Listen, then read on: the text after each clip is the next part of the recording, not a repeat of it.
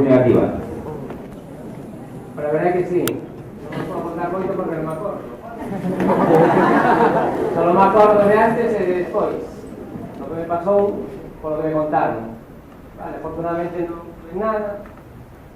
Os arañazos, abrasións e tal, de sempre, pero tuve moita sorte, pero non volva a pasar. Leva de casco, porque é moi importante, e é o que vos salva a vida ao final. Casco comprase outra, cabeza non se compra outra, e non sei, non pagar burradas na carretera.